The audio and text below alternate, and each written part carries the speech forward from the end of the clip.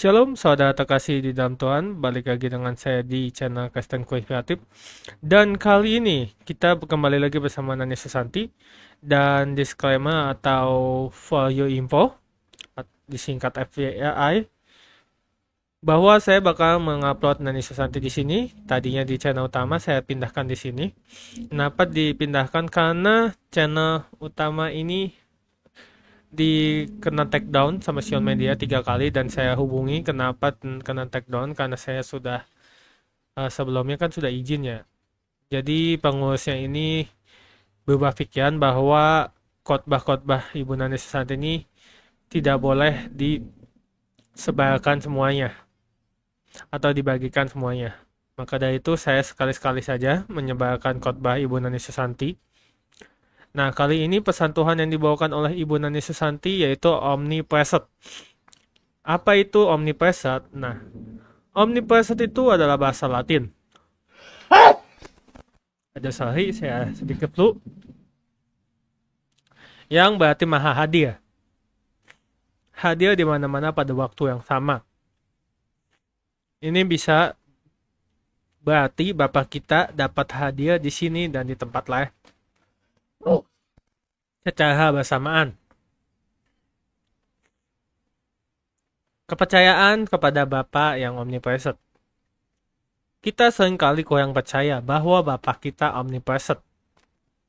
Kita lebih percaya pada hal-hal sementara seperti suami, istri, kekayaan, atau pekerjaan yang tidak selalu bisa mendampingi kita.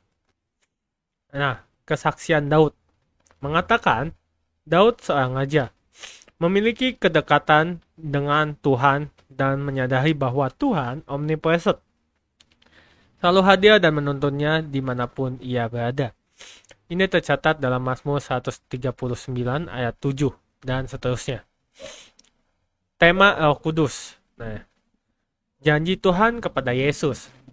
Sebelum naik ke surga, Tuhan Yesus berjanji akan meminta Bapa mengirim seorang penolong lain, yaitu Roh Kudus, untuk menyertai kita selama-lamanya. Roh kebenaran. Roh Kudus adalah roh kebenaran. Ketika Roh Kudus dalam diri kita, kita akan hidup dalam kebenaran, dan Tuhan akan memberikan jalan keluar saat kita menghadapi kesulitan. Pengenapan janji melalui Pentakosta. Pentakosta adalah pengenapan janji Tuhan dengan turunnya Roh Kudus. Ini adalah momen perubahan radikal dan ledakan kuasa Roh Kudus bagi umat tebusannya. Nah, itu saja karena panjang ya ini videonya, jadi nanti kalian tonton saja videonya. Tetapi sebelum saya mengajak kalian nonton video ya, saya ingin membacakan satu renungan firman Tuhan tentunya yang ada di 1 Raja-Raja 2 ayat 28 yang berbunyi, kabar itu sampai ke Yoab. Yoab pun berlari ke kemah ke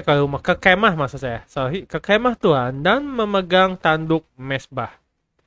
Yang artinya adalah ketika kita bertobat dan merendahkan diri di hadapan Tuhan, Dia meninggikan kita melalui Kristus, sang tanduk keselamatan.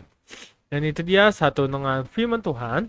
Langsung saja kita ke video bersama Ibu Evangelis Nani Susanti. Mari kita simak videonya. Hari ini sebenarnya hari Pentakosta, yaitu keturunan Roh Kudus, itu hari Minggu depan ya. Tapi hari ini saya ingin membahas hal ini dan ingin merindukan saudara, saya sebagai seorang hamba Tuhan di tempat ini dan melihat semua jemaat yang ada di tempat ini, saya sangat merindukan saudara, mindset saudara diubah, cara berpikir saudara diubah, dan cara berpikir saudara di dalam yang dinamakan percaya kepada Bapa yang di surga, itu betul-betul saudara itu percaya bukan sekedar di mulut, tapi benar-benar saudara itu minta sama Roh Kudus, Tuhan buat aku bisa percaya melebihi daripada segala-galanya. Saya berdoa dengan apa yang kita akan pelajari pada malam hari ini mengubah hidup kita, dan kita akan menjadi seorang yang menjadi pemenang. Amin. Saya mau tanya dulu, siapa yang mau jadi pemenang? Coba angkat tangan. Ya, yuk kita sama-sama ya, kita akan menjadi pemenang. Ya, hari ini kita membahas tentang satu kata-kata yaitu omnipresent. Saudara, saya mendengar kata-kata ini pada saat Pak Petrus Agung itu berkhotbah tentang omnipresent. Saya dulunya nggak ngerti, tapi setelah beliau itu khotbah, oh ya, apa artinya omnipresent itu? Nah, tapi pada saat saya mau menyampaikan firman Tuhan pada hari ini, perkataan ini muncul lagi dalam hidup saya. Tiba-tiba saya itu bukan mendengar sih, saya bisa punya pemikiran tentang omnipresent. Oh Tuhan, apa yang Engkau mau sampaikan perkara ini.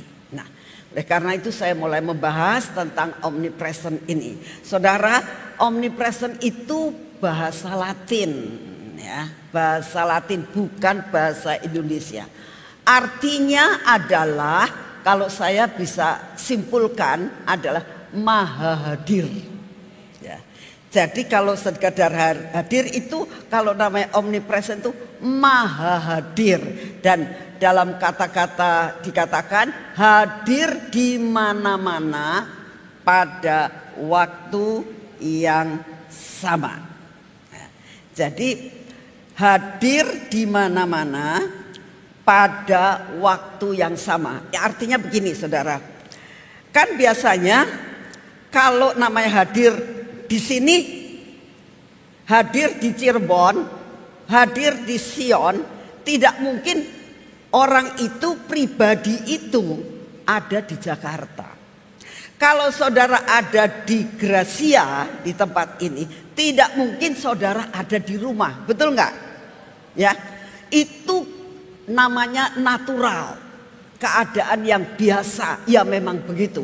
Tetapi kalau namanya omnipresent itu adalah hadir di mana-mana pada waktu yang sama. Artinya hadir di sini juga bisa hadir di rumah, bisa hadir di Jakarta, bisa hadir di seluruh dunia ini, di seluruh benua, di seluruh dunia ini dia itu hadir. Itu artinya omnipresent. Nah, sebetulnya Bapak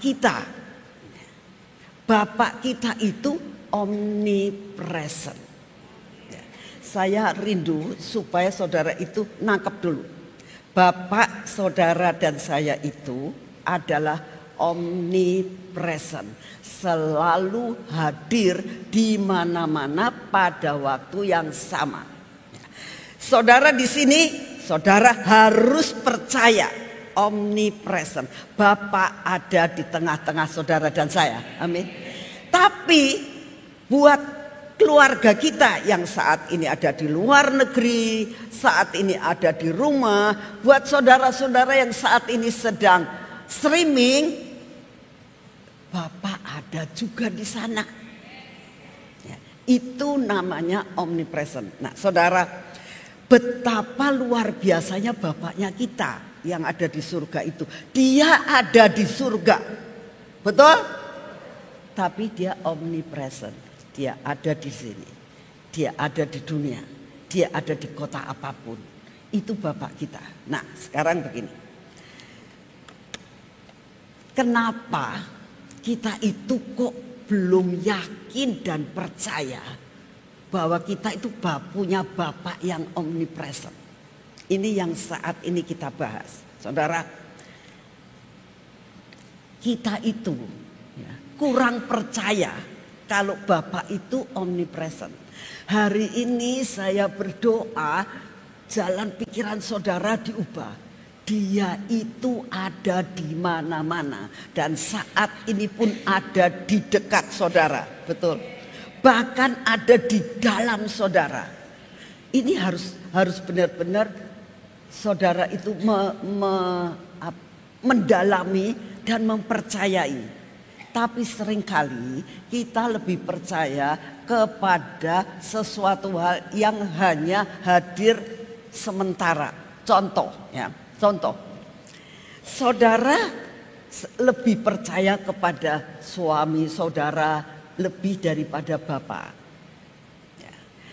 Saudara lebih percaya kepada istri saudara lebih dari Bapak. Sedangkan istri saudara, suami saudara, kalau saudara misalnya ada di tempat ini, suami atau istri saudara di Semarang atau di rumah, bisa nemeni saudara enggak?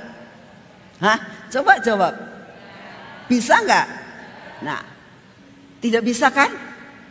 Benar enggak? Betul enggak? Saudara di sini sendiri kan? Saudara merasakan aku punya suami, aku punya istri, aku punya anak. Ya. Tapi pada saat saya di sini, suami saya, istri saya, anak saya yang tidak ada di sini tidak bisa menemani saya. Tapi saudara lebih percaya dengan suami, dengan istri, dengan anak-anak. Ya. Lebih daripada Bapak yang selalu menyertai saudara dimanapun juga. Nah, sekarang mulai diubahkan cara pikir kita. Contoh, kita tanpa sadar ya, lebih percaya dan menggantungkan diri kita kepada kekayaan kita. Uang kita, pekerjaan kita, semua properti kita. Kita lebih percaya. Kita akan mengatakan gini, setiap orang ya, kalau aku itu punya uang segudang, kalau aku itu punya emas segudang, wah, aku tak kejamin rasanya. Ya. Aku merasakan, wis hidupku enak banget, gitu ya. Nah, sedangkan dia nggak pernah menemani kita, betul nggak? Kalau kamu punya uang segudang, gudangnya masa dibawa-bawa kayak kura-kura gitu, gendong rumahnya, hah? Bener gak sih? Enggak kan? Gudang yang ada emasnya tetap di tempat yang lain dan saudara ada di tempat lain. Tidak pernah dia itu omnipresent. Dimanapun juga saya ada, harta saya ada. Betul enggak? Pekerjaan juga sama. Kita nggak pernah pekerjaan itu deketin kita dan mendampingi kita kemana kita pergi pekerjaan, enggak kan? Bahkan kita kadang-kadang udah terlalu sampai tinggalin semuanya, betul nggak? Ya. Nah, tapi saudara lebih sering menggantungkan dirimu pada kekayaan, pada yang dinamakan profesi kita. Kadang-kadang kita ya tentang harta lah pasti. Karena kita ngomong ya nggak bisa hidup toh ya nggak punya uang. Betul, tidak salah. Tapi yang Tuhan mau, kenapa kamu lebih percaya kepada perkara-perkara begitu lebih daripada Bapakmu yang omnipresent? Itu yang saat ini saya ingin ajak saudara itu, bahasa Jawanya ngelilir ya. Ngerti ngelilir? Lilir itu bangun dan sadar ya, bahwa apa yang Tuhan janjikan itu sungguh amat sangat luar biasa. Nah, saya rindu hari ini kita itu mengatakan harta perlu enggak? Perlu. Pekerjaan perlu enggak? Perlu. Kesehatan perlu enggak? Perlu. Ya. Kita perlu semua. Hidup senang kita perlu enggak? Perlu. Tapi semuanya ini tidak bisa mendampingi kita. Betul? Yang bisa mendampingi kita adalah Bapa. Karena dia adalah omnipresent. Dia itu ada, saudara. Di mana-mana ada. Dan hari ini saya rindu supaya masa Pentakosta ini ya, saudara itu bisa menyadari dia ada. Buktinya mana, Bu? Saya ada di sini, saya nggak ngelihat Bapak. Nah, saudara, kalau kamu mendekatkan diri kepada Tuhan, kamu akan menyadari bahwa Dia ada. Contohnya adalah Daud. Daud itu seorang raja, ya. Tapi dia punya kedekatan yang luar biasa dengan Tuhan. Lalu dia apa? Mencetuskan perkara ini bahwa Dia ada di mana-mana. Allah itu omnipresent, Bapaknya itu omnipresent. Di dalam Mazmur 139, ya. Kita baca, perhatikan firman Tuhan 139 ayat 7 sampai dengan selanjutnya. Daud mengatakan begini, kemanakah aku dapat pergi menjauhi rohmu? Dia katakan, dia ngomong sama Bapak, Bapak, kemana aku dapat pergi menjauhi rohmu? Kemana aku dapat lari dari hadapanmu? Saudara harus tahu, kita nggak akan bisa menjauhi roh Tuhan. Kita tidak akan dapat lari di hadapan Tuhan. Ada firman yang mengatakan begini, jika aku, kata Daud, mendaki ke langit. Saudara, langit itu sebetulnya tidak bisa didaki, betul? Ya. Pada waktu masa Babel, ya, pembangunan Babel, mereka mau mencapai langit, kepotong, diobrak-abrik sama Bapak. Karena apa? Gak bisa kamu lakukan hal itu. Nah, Daud tuh ngerasa, dikatakan, jika aku mendaki ke langit. Andai kata kita pengen pergi, bisa terbang ke langit. Ternyata dikatakan, engkau ada di sana. Karena Dia adalah omnipresent. Jika aku menaruh tempat tidurku di dunia orang mati, berarti sudah sampai dikubur di bawah. Di situ pun engkau ada.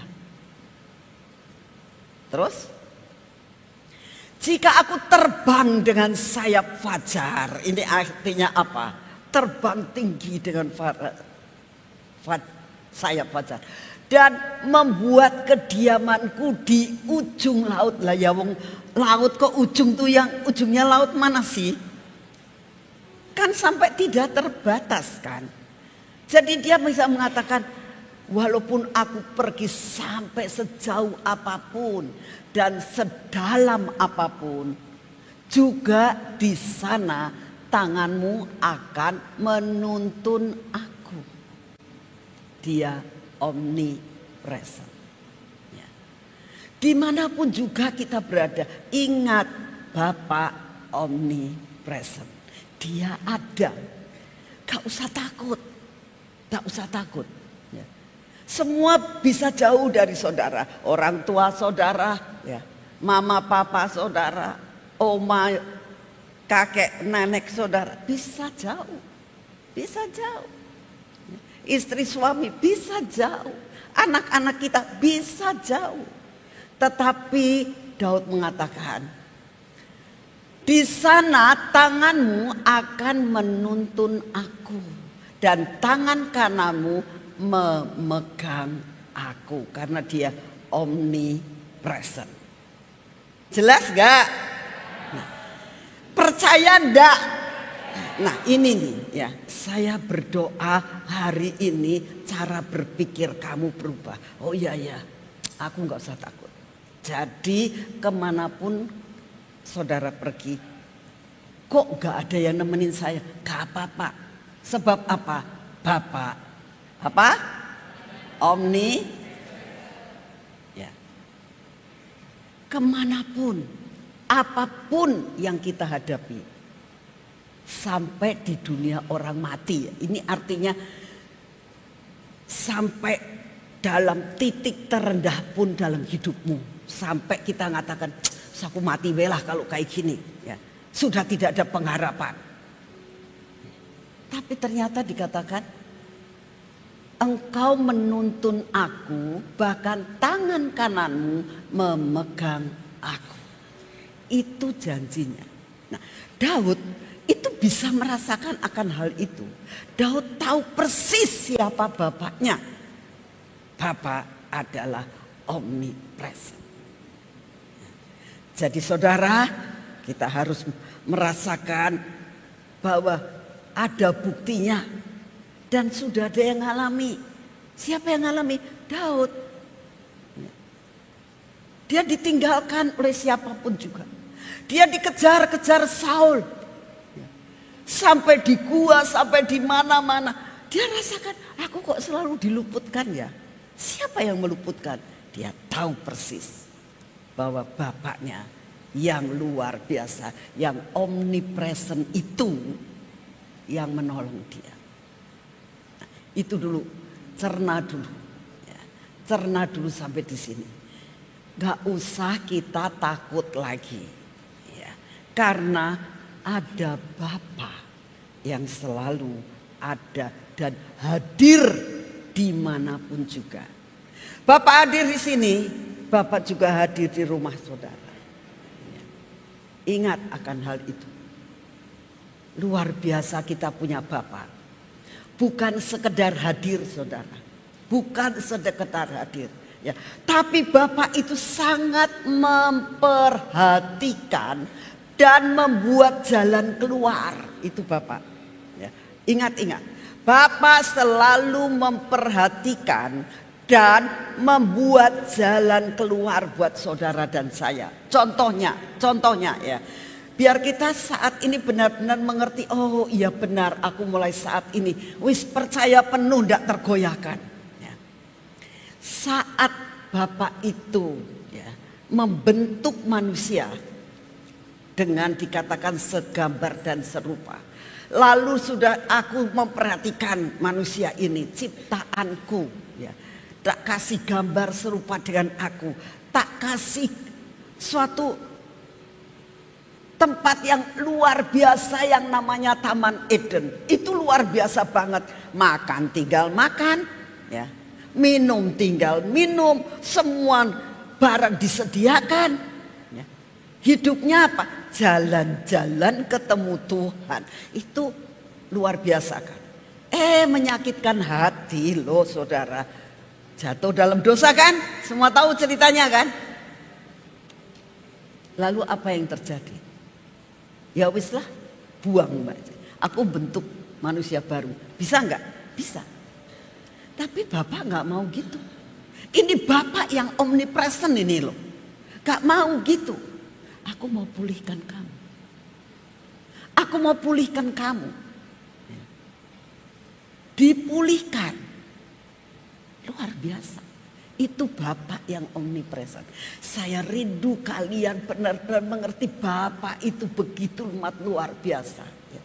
Enggak dibuang. Bahkan apa yang dilakukan. Ya. Oh kamu telanjang. Ya wis tak kasih baju. Siapa yang bikin pakaian? Hah? Apa ada tukang jahit saat itu? Enggak kan? Bapak yang ngasih. Dikasih pakaian. Ingat, masa-masa kesukaran dalam hidup saudara dan saya. Kalau saudara sudah sampai jatuh dan rasanya itu sudah menyakitkan hati Bapak. Ingat, omnipresent. Dia akan cari saudara. Dan kalau saudara mengatakan, aku malu Tuhan. Aku malu karena aku telanjang. Bapak akan katakan, nak, aku kasih pakaian buat kamu. Ini Bapak. Buktinya ada. Dia lakukan hal itu untuk Adam dan Hawa. Jadi dalam keadaan apapun hidup kalian. Apalagi masa-masa sekarang ini. Ya, masa kesukaran. Masa banyak berita-berita yang tidak baik di dunia ini. Ingat, dia Bapa omnipresent. Amin. Dia menyertai kalian. Dari awal dia lakukan hal itu. Bapak lakukan itu. Dikasih pakaian. Bahkan Bapak tahu. Ini manusia gak bisa balik sama aku. Harus ada penebusan. Apa yang dilakukan Bapak? Merelakan anaknya yang tunggal. Betul? Yang kita kenal dalam nama Yesus Kristus Tuhan. Benar-benar Bapak katakan, aku relakan anakku. mati di atas kayu salib. Merelakan loh. Itu Bapak yang omnipresent. Bapak yang peduli. Bapak yang sangat sayang kepada saudara dan saya. Sampai mati di atas kayu salib. Kita peringati kemarin ini tentang kenaikan Tuhan, betul? Kita peringati, oh dia sudah pulang ke surga. Wah, murid-muridnya sedih, apalagi kita. Wah, Tuhannya sudah pulang ke surga. Tapi tidak sampai di situ. Ini loh Bapak yang omnipresent. Dia merencanakan segala sesuatu dari A sampai Z. Gak bakalan dia lakukan. Maka dia katakan, aku tuh Alfa dan Omega. Yang awal dan yang akhir. Sudah tidak ada lagi selain daripada Bapak yang omnipresent itu dari awal sampai akhir.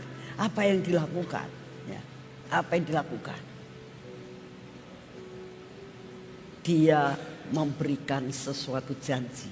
Kita akan baca sama-sama. Yohanes 24 ayat 16. Sebelum Tuhan Yesus naik ke surga, apa yang dia katakan? Semua sudah di-prepare. Aku mau naik ke surga nih.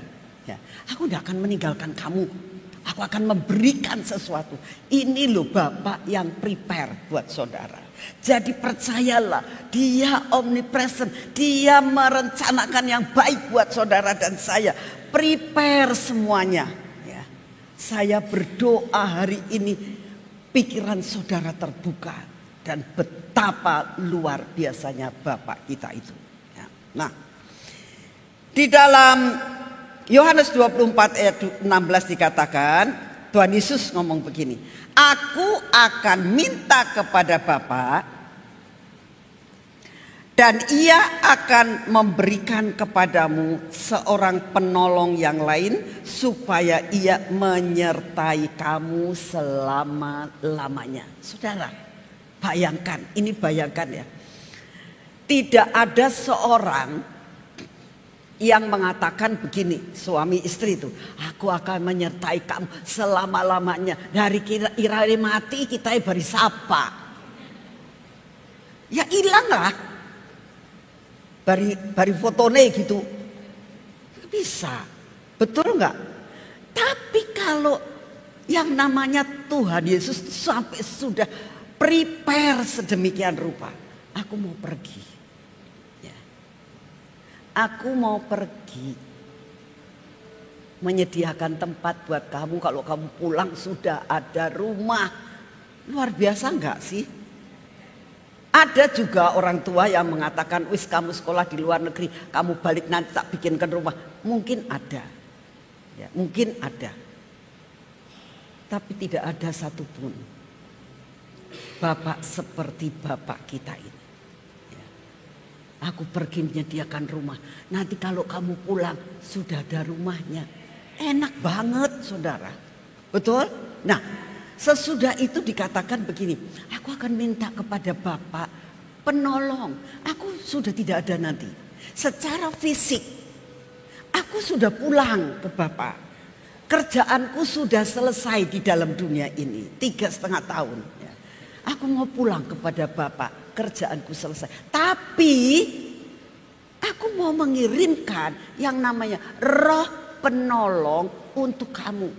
Yang akan menolong dalam segala perkara kehidupan kamu. Siapa yang pernah janji seperti itu? Gak ada. Kalau misalnya orang yang terkaya sekalipun punya emas segudang, ceritanya emas segudang. Bisa habis nggak? Bisa. Bisa. Dirampok wae hilang kabeh. Betul nggak? Bisa hilang. Nggak bisa menyertai kita. Tapi yang dinamakan, aku akan berikan roh penolong. Yang menyertai kamu selama-lamanya. Bukan menyertai kita untuk sementara. Bukan, saudara. menyertai saudara dan saya selama-lamanya, everlasting, gak ada berhentinya, gak ada berhentinya. Luar biasa gak? Nah, ya.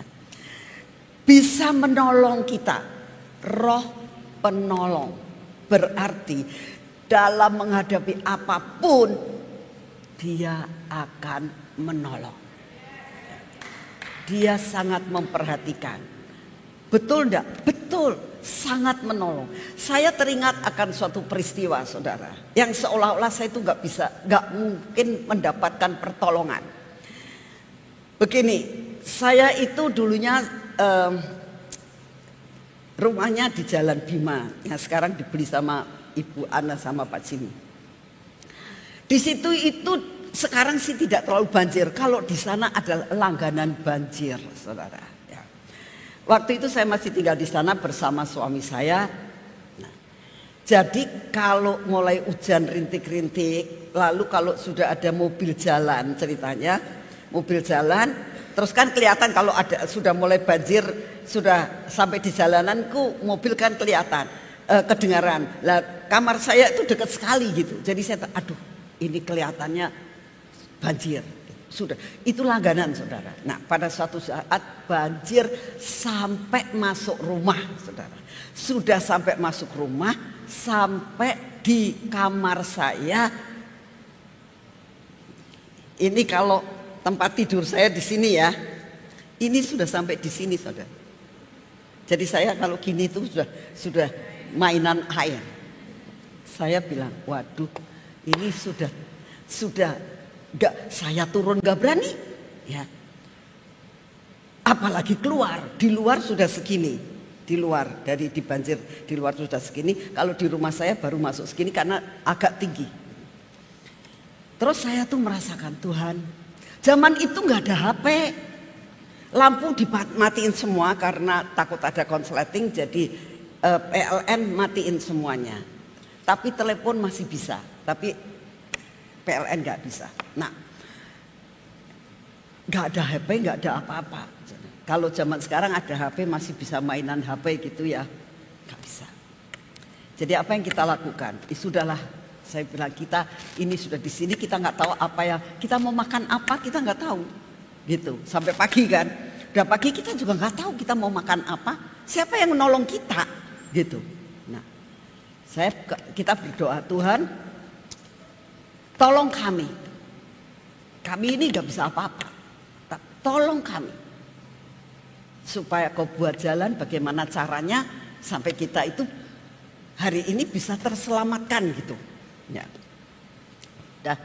Dan setelah itu ya masing-masing baca Alkitab. Habis mau apa? Mau tidur, gak berani tidur tuh saudara. Nanti jangan-jangan airnya masuk sampai ke kasur gimana? Ya kan? Jadi kita gak berani tidur, duduk sambil masing-masing baca Alkitab. Sudah, saya nggak mikirin apa-apa, ya sudahlah, terserah nanti. Kalau mau puasa sehari, oke lah, cuman sehari pikir saya, nggak memikirkan segala sesuatu.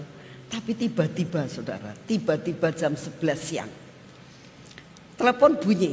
Lah, siapa nih yang telepon ya? Tiba-tiba ada seorang ibu yang rumahnya di Jalan Kartini. Rumah saya kalau Jalan Bima itu ke sana Kartini, ke sini Tentara Pelajar. Jadi saya bilang, halo Bu, Bu Nani kebanjiran ya? Iya Bu, saya bilang. Waduh, jadi gak bisa keluar Bu? Gak bisa, saya bilang. Oh ya, Bu tak kirimin nasi sama ayam goreng ya Bu? Aduh Tuhan. Iya, nanti saya suruh tukang becak. Kalau saya kan nggak mungkin bisa ke sana. Tukang becak biar masuk ke tempat itu kan sampai di sini, nggak apa-apa. Nanti tolong aja Bu, jangan nggak usah dibuka pintu, jendelanya Ibu aja buka. Sebab kalau pintu saya buka, airnya masuk lagi. Kalau itu kan ada mulai ditutup, dicegat sama, dihalangi sama pintu. Ya. Oh ya Bu, terima kasih Bu, terima kasih kita berdoa. Terima kasih ya Tuhan, sekalipun kitanya itu kok masih ada ya burung gagak yang ngasih makan saya. Tidak mustahil untuk hal ini. Nah, lalu suami saya turun dari tempat tidur, buka jendela kan. Buka jendela, terus bener itu tukang becaknya, Bu Nani gitu. Oh ya, ini sudah dilewatkan jendela aja, diambil dari jendela. Ya, udah.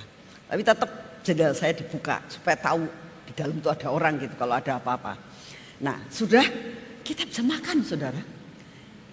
Makan di atas tempat tidur, ya kan. Saya punya mbak saya yang melayani kita semuanya dengan semuanya basah-basah ya. Tapi kita bisa makan bertiga waktu itu ya. Saya bilang, Tuhan, Engkau tuh Bapak yang menolong, Bapak yang memperhatikan dan Dia mengirimkan penolong. Saudara. Jadi siang itu kita bisa makan kenyang. Masih banyak nasinya. Pikir saya kalau ini banjir tidak berhenti-berhenti, malam kita masih bisa makan. Gitu. Tapi akhirnya agak sore mulai surut. Jadi kita bisa bersih dan sebagainya. Saudara, ini salah satu contoh. Dia itu roh penolong. Saat kita berdoa dalam keadaan apapun juga percaya ada roh penolong yang menolong saudara dan saya. Teruskan, firman Tuhan mengatakan begini, ayat 17. Roh penolong itu adalah roh kebenaran. Dunia tidak dapat menerima dia sebab dunia tidak melihat dia dan tidak mengenal dia. Tetapi, kata firman Tuhan, kamu, saudara dan saya mengenal Yesus Kristus Tuhan. Katakan, betul kan? Tetapi saudara dan saya mengenal Yesus Kristus Tuhan. Katakan sekali lagi. Sebab dikatakan Roh Kudus akan menyertai kamu dan akan diam di dalam kamu. Luar biasa enggak sih yang namanya Bapak di surga ini? Ya.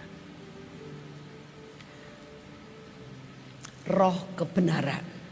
Yohanes 14 ayat yang ke-6.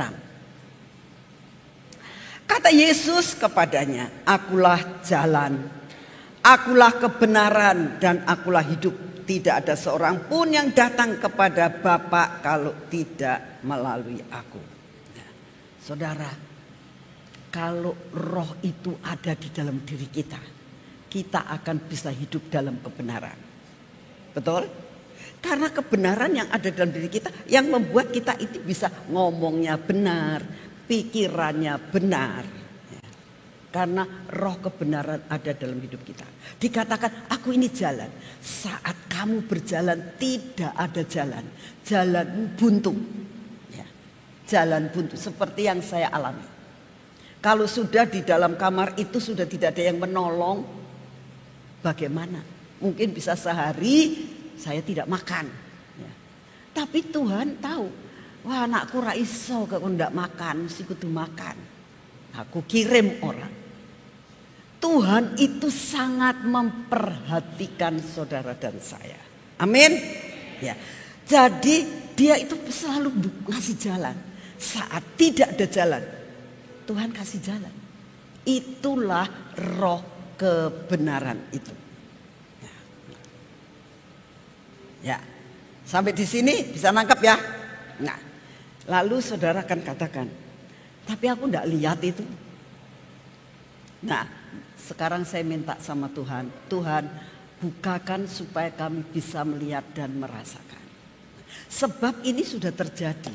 Penggenapannya kapan? Waktu Pentakosta. Kan Tuhan itu mengatakan aku akan mengirimkan seorang penolong. Roh penolong itu akan menyertai engkau. Itu kan teori sebelum Tuhan Yesus naik ke surga. Lalu Tuhan Yesus naik ke surga, sudah selesai, gak kelihatan. Murid-murid juga sama, ngomong, mana gak kelihatan, mana si roh penolong, mana. Ya. Tergenapkan pada saat Pentakosta. Ya. Apa sih arti Pentakosta? Ya. Kalau saya boleh artikan, yaitu penggenapan janji Tuhan buat umat tebusannya dengan turunnya Roh Kudus. penggenapan, digenapkan. Apa yang dijanjikan digenapkan dengan adanya Pentakosta. Semua janji Tuhan atas hidupmu akan digenapkan saat Pentakosta. Percaya, Pentakosta adalah penggenapan. Semua masalahmu, percaya dia omnipresent. Dia akan menggenapkan semua janjinya dalam Pentakosta.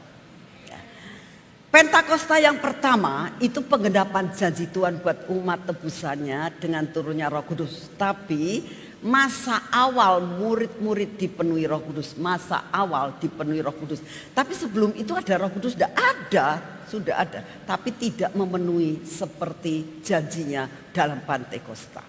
Lalu masa perubahan yang radikal dengan Pentakosta itu hidupmu akan berubah.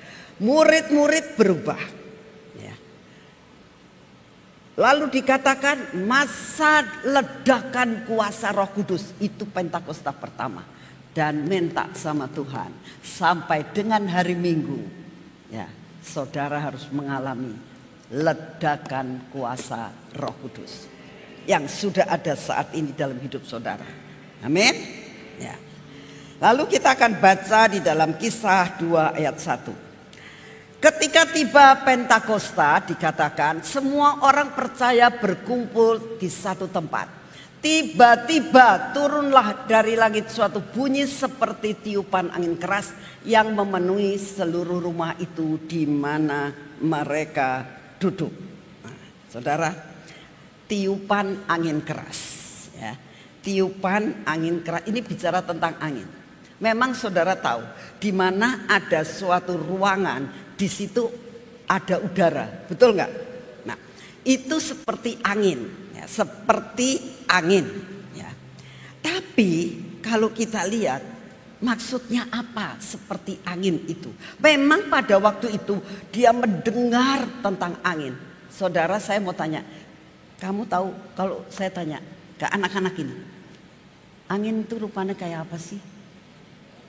Coba kamu yang lulus dan juga fisikanya bagus, mau tanya angin itu rupanya kayak apa?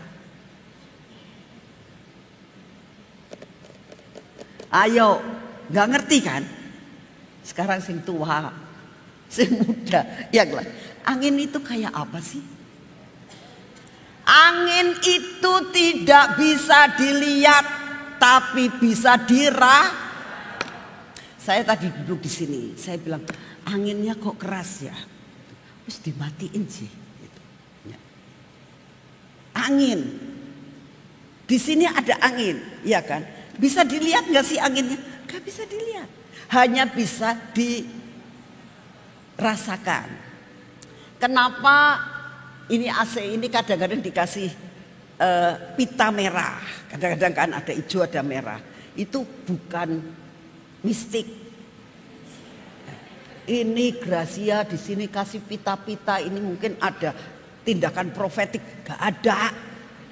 Itu supaya membuktikan kalau sampai pitanya goyang-goyang berarti AC-nya aja pinter semuanya ya. Nah, jadi kita tahu kan angin itu tidak bisa dilihat, tapi bisa dirasakan dan bisa ada tanda-tandanya. Contoh pita.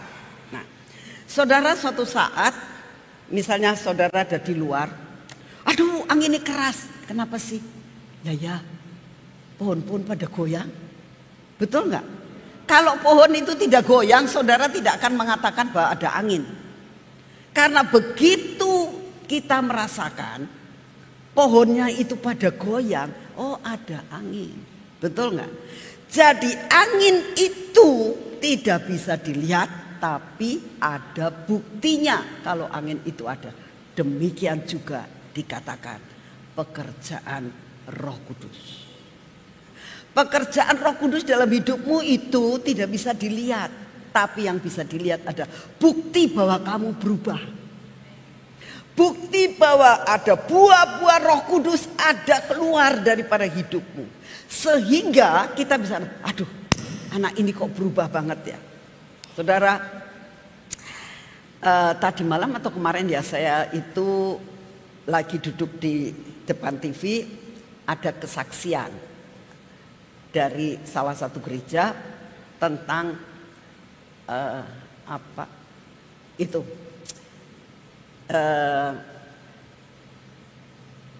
marketplace. Nah, di situ dia cerita, ini istrinya cerita, suami hidup keluarga kami, dia bilang, dulu itu jadi Kristen biasa-biasa saja, dia bilang. Tapi ada sesuatu hal yang membuat kami ini bisa berubah. Lalu cerita, kenapa? Begini, kami punya pengalaman dengan Tuhan. Nah, pengalaman dengan Tuhan membuat saudara dan saya bisa hidup, berubah dalam hidup saudara. Nah, ceritanya begini, dia itu suatu saat lagi piknik dengan keluarga ke Bali, ya, dengan keluarganya. Ya. Nah, anaknya itu lagi main-main di pantai bersama dengan teman-temannya lagi. Sampai tiba-tiba ke bawah ombak, saudara. Ada 3 anak yang ke bawah ombak. 1 anaknya dia, 2 anak yang lain. Kan panik. Nah, sampai yang regu penyelamat, dia bisa menyelamatkan yang 2, yang 1 tidak diselamatkan, yang nggak bisa diselamatkan anaknya dia, saudara. Karena jet skinya rusak. Terus ombaknya besar, tidak ada yang berani. Jadi dia tuh nangis, kata suaminya, saya seumur-umur tidak pernah teriak-teriak seperti itu, dia bilang. Saya nangis sekeras-kerasnya, Tuhan Yesus tolong saya, selamatkan anak saya. Wah, dia bilang, saya gak malu. Terus doa, Tuhan selamatkan anak saya, Tuhan selamatkan anak saya, terus menerus, saudara. Apa Tuhan gak dengar? Tuhan itu omnipresent.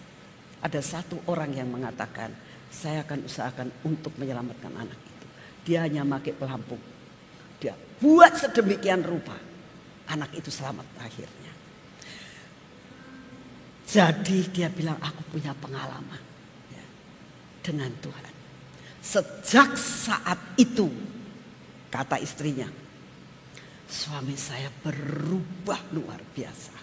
Cara doanya, cara pengikutannya kepada Tuhan, cara bisnisnya, dia sangat berubah. Tidak seperti dulu. Dan pada saat yang seperti itu, Tuhan tolong dan tolong. Ini kesaksiannya, saudara. Harus punya pengalaman dengan Roh Kudus. Ya. Dalam keadaan titik terendah sekalipun, percayalah bahwa Tuhan omnipresent buat hidupmu. Amin. Harus ada. Saya rindu sekali semua yang pulang dari tempat ini mulai dikuatkan dan katakan, aku tidak takut. Aku tidak takut menghadapi apapun. Nanti sampai dengan hari Minggu, Tuhan akan menyatakan kuasa dan anugerahnya buat saya. Amin. Itu, saudara. Angin. Ya, angin. Nah, contohnya kita akan baca pada saat Tuhan Yesus berbicara dengan Nikodemus. Adalah seorang Farisi yang bernama Nikodemus, seorang pemimpin agama Yahudi. Ia datang pada waktu malam kepada Yesus dan berkata, Rabi, kami tahu bahwa engkau datang sebagai guru yang diutus Allah. Sebab tidak ada seorang pun yang dapat mengadakan tanda-tanda yang engkau adakan itu jikalau Allah tidak menyertainya. Nikodemus itu yakin Yesus itu anak Allah. Teruskan. Yesus menjawab katanya, aku berkata kepadamu, sesungguhnya jika seorang tidak dilahirkan kembali, ia tidak dapat melihat kerajaan Allah. Pengusaha ini dia dilahirkan kembali. Saudara wajib dilahirkan kembali. Terus kata Nikodemus kepadanya, bagaimana mungkin seorang dilahirkan kalau ia sudah tua? Dapatkah ia masuk kembali ke dalam rahim ibunya dan dilahirkan lagi? Jawab Yesus, aku berkata kepadamu, sesungguhnya jika seorang tidak dilahirkan dari air dan roh, ia tidak dapat masuk ke dalam kerajaan surga. Wajib baptis Roh Kudus dan baptis air, ini wajib. Terus, apa yang dilahirkan dari daging adalah daging, dan apa yang dilahirkan oleh roh adalah roh. Jangan engkau heran, karena aku berkata kepadamu, kamu harus dilahirkan kembali. Angin bertiup, ini tentang angin lagi ya, tentang Roh Kudus. Angin bertiup kemana ia mau, dan engkau mendengar bunyinya, betul ya. Tetapi engkau tidak tahu dari mana angin itu datang atau kemana angin itu pergi. Demikianlah hanya dengan tiap-tiap orang yang lahir dari roh. Tidak tahu kapan. Ya. Tapi kalau kau punya pengalaman dengan Tuhan, pengalaman di dalam roh, ya, kamu akan berubah dalam hidupmu. Seperti kesaksian tadi, dia langsung mengalami perubahan dan dia menjadi pengikut Tuhan yang setia. Saudara, itulah pekerjaan Roh Kudus. Dalam ayat yang ketiga dari Kisah Rasul dikatakan, dan tampaklah kepada mereka lidah-lidah seperti api yang bertebangan dan hinggap pada mereka masing-masing. Saudara, jangan pengennya, Tuhan aku minta kepenuhan Roh Kudus, minta ada api di atas kepala saya. Belum tentu dikabulkan. Tidak wajib dan tidak harus seperti itu. Tapi percaya, kuasa Roh Kudus bekerja dalam hidupmu akan membuat hidupmu berubah. Amin. Ya. Jadi yang pertama, ya, dikatakan ayat yang keempat, maka penuhlah mereka dengan Roh Kudus, lalu mereka berkata-kata dalam bahasa lain seperti yang diberikan oleh Roh itu kepada mereka untuk mengatakannya. Saudara, beberapa waktu nanti kami akan mengadakan khusus kebaktian kepenuhan Roh Kudus. Buat saudara-saudara yang baru dibaptis, ya, yang belum dipenuhi Roh Kudus, buat saudara-saudara yang rindu, aku mau dipenuhi Roh Kudus. Ya. Bisa ikut nanti beberapa sesudah nanti hari Minggu, ya. Saya nggak tahu apa diadakannya hari Minggu atau apa nanti akan diumumkan. Ya. Buat saudara yang mengatakan aku pengen untuk on fire lagi, silakan datang. Nanti akan diumumkan. Ya.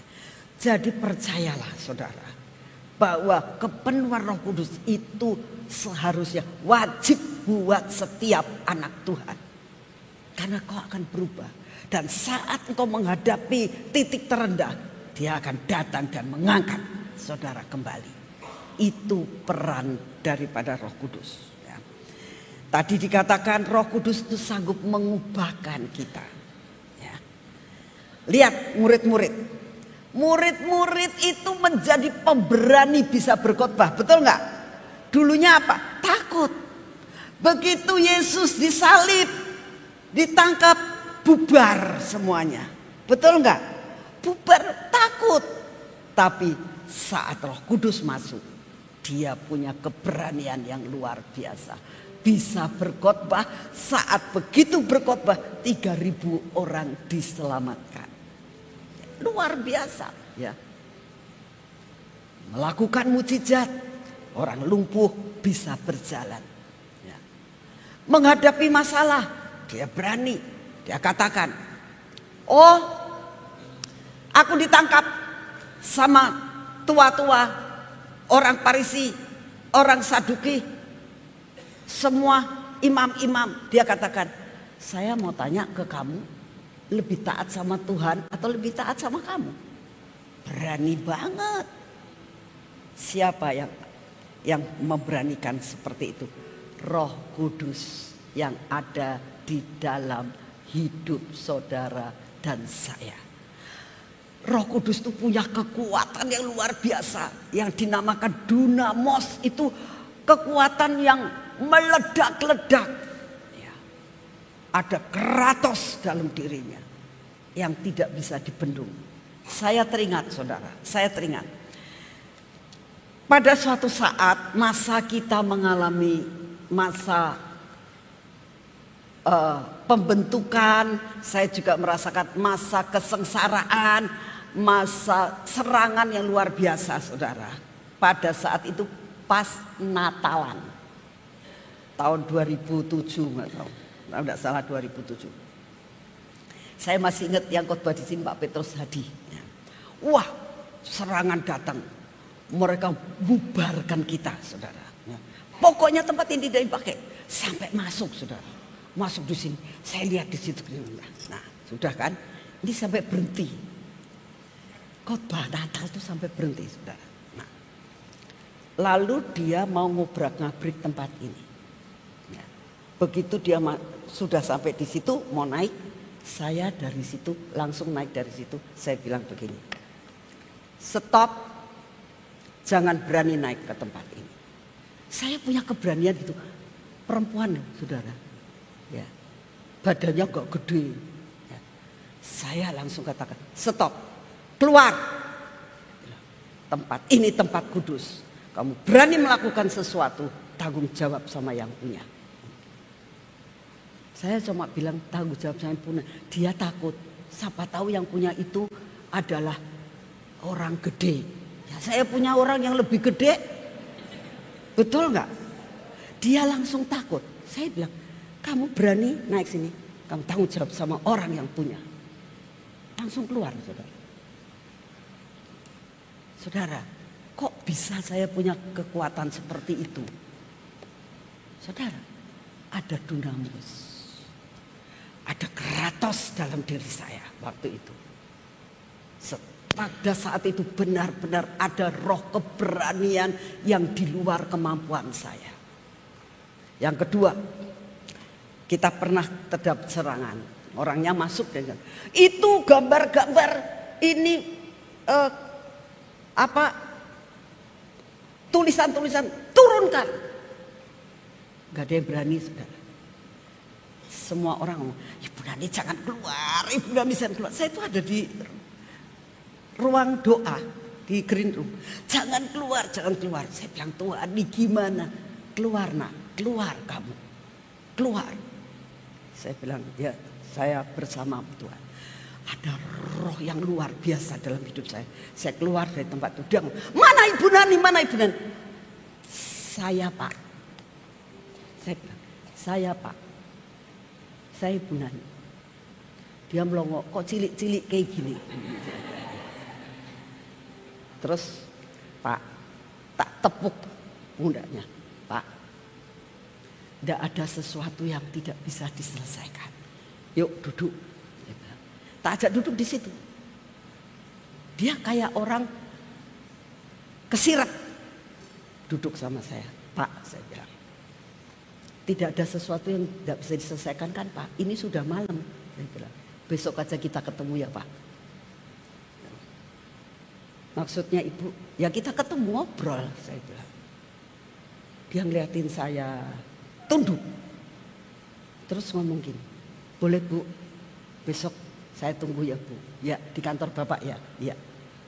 Pergi semua pada pulang. Saya selesai. Kok wani ya saya tahu. Ada sesuatu hal yang kagum. Kok saya bisa berani? Saudara tahu itu apa? Dunamos. Ya. Kekuasaan di luar kemampuan kita. Itu Roh Kudus. Saudara, itu Roh Kudus. Sampai saya merasakan Tuhan, ajaib Engkau itu. Terus kenyataannya saudara, saya masih ingat. Anak-anak ini pada pelayanan luar pulau. Sayanya, masih ingat sayanya. Saya itu mau ke Australia. Mau berangkat. Aduh Tuhan, saya sudah janji. Saya mau ke Australia, gimana ini caranya? Saya langsung waktu itu telepon ke Memeng. Memeng pas mendarat di bandara. Malam ini kamu harus pulang. Saya bilang, ada apa Mi? Saya ceritakan gini, kamu yang harus saya utus ketemu sama orang itu. Waduh, malam ini juga, itu udah jam 8, jam 9, tak suruh pulang, harus pulang. Semua anak yang saat ini tidak boleh nginep di Jakarta, pulang semuanya, ini ada masalah. Saudara, saya bilang Tuhan gimana saya mau ke Australia, ini ada masalah ini. Tenang nak, ada kuasa Roh Kudus yang akan mengatur semuanya. Singkat cerita, semua beres.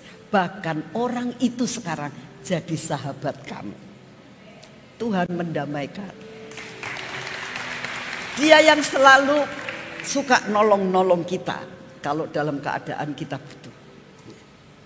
Buat Tuhan, itu gampang untuk lakukan hal itu. Siapa? Kuasa Roh Kudus. Ya. Saul juga saat mau jadi raja, Tuhan katakan, aku ubahkan hatinya, mempunyai hati yang baru. Siapa yang bisa membuat hati yang baru? Roh Kudus.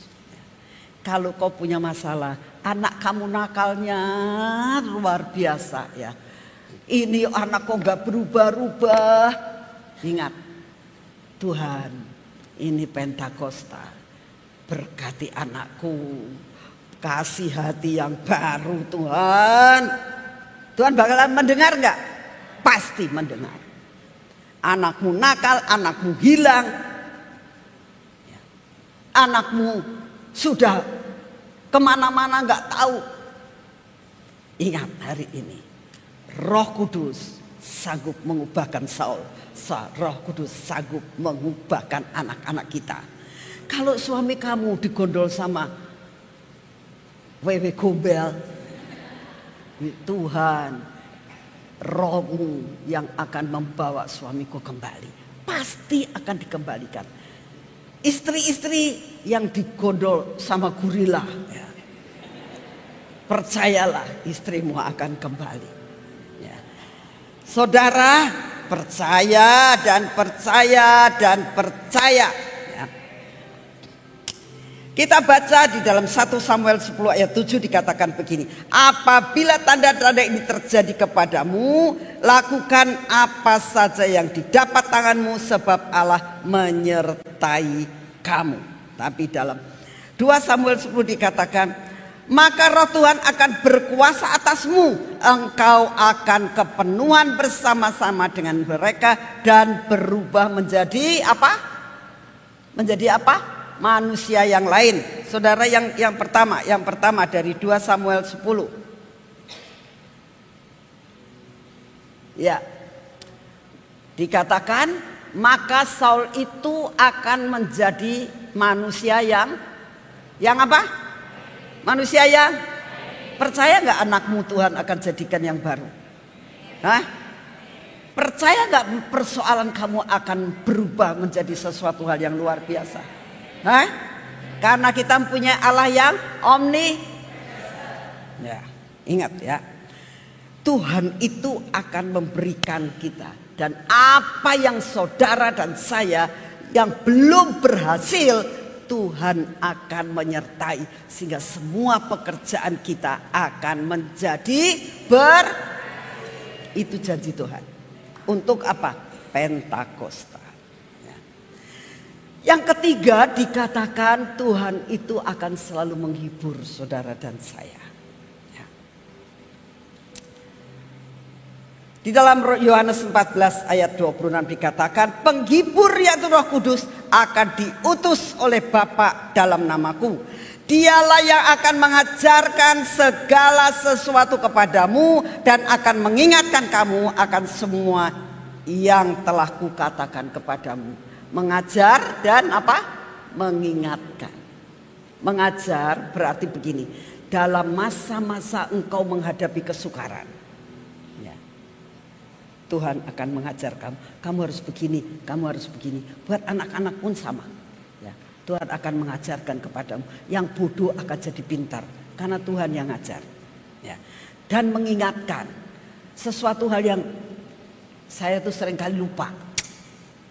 Apa ya? Ini tak taruh di mana ya gitu. Saya cuma Tuhan Roh Kudus ingatkan saya sih barang ini tak taruh di mana. Selalu ketemu loh saudara. Selalu ketemu. Karena Roh Kudus selalu mengingatkan. Oh ternyata ada di sini. Iya ya. Saya selalu mengalami perkara seperti itu. Dan saya berdoa saudara mengalami perkara yang sama. Yang terakhir dikatakan Roh Kudus itu menjamin hidup saudara. Siapa yang tidak pengen dijamin sama Tuhan? Siapa yang mau dijamin sama Tuhan? Ya. Efesus 1 ayat 14 dikatakan begini. Dan Roh Kudus itu adalah apa? Apa? Roh Kudus itu jaminan bagian kita sampai kita memperoleh seluruhnya. Berarti dijamin sampai finish strong. Betul nggak? Yaitu penebusan yang menjadikan kita milik Bapa untuk memuji kemuliaannya. Saudara, saya minta pemain musik semua masuk, song leader dan singer. Yuk kita mulai tanya dan minta sama Tuhan. Lagu awal tadi yang mengatakan Roh Kudus. Saya ucapkan terima kasih buat kalian yang sudah menonton video dari Ibu Evangelis Nani Susanti di channel Kristen Kreatif. Dan juga saya ucapkan terima kasih yang sudah subscribe, like, komen, dan share video ini. Dan sebelum saya mengakhiri video ini, tentunya saya ingin membacakan ulang satu renungan firman Tuhan yang tadi yang ada di 1 Raja 2 ayat 28 yang berbunyi, kabar itu sampai kepada Yoab. Yoab pun berlari ke kemah Tuhan dan memegang tanduk mesbah. Dan itu dia satu renungan firman Tuhan. Saya undur pamit. Shalom and God bless you all. Dukung channel ini dengan cara subscribe, like, comment, and share supaya channel ini dapat membagikan khotbah yang membangun iman kita. Terima kasih. Shalom and God bless you all. Zaharia 9 ayat 9. Bersorak-soraklah dengan nyaring, hai puteri Sion, bersorak-sorailah, hai puteri Yerusalem. Lihat, rajamu datang kepadamu, ia adil dan jaya. Ia lemah lembut dan mengendarai seekor keledai beban yang mudah. Zaharia 7 ayat 9-10. Beginilah firman Tuhan semesta alam, laksanakanlah hukum yang benar dan tunjukkanlah kesetiaan dan kasih sayang kepada masing-masing. Janganlah menindas janda dan anak yatim, orang asing dan orang miskin, dan janganlah merancang kejahatan dalam hatimu terhadap masing-masing. Yohanes 8 ayat 44. Iblislah yang menjadi bapamu dan kamu ingin melakukan keinginan-keinginan bapamu. Ia adalah pembunuh manusia sejak semula dan tidak hidup dalam kebenaran, sebab di dalam dia tidak ada kebenaran. Apabila ia berkata dusta, ia berkata atas kehendaknya sendiri, sebab ia adalah pendusta dan bapa segala dusta. Yohanes 4 ayat 24. Allah itu roh dan barang siapa menyembah dia, harus menyembahnya dalam roh dan kebenaran. Yohanes 15 ayat 26. Jikalau penghibur yang akan kuutus dari Bapa datang, yaitu roh kebenaran yang keluar dari Bapa, ia akan bersaksi tentang aku. Yeah.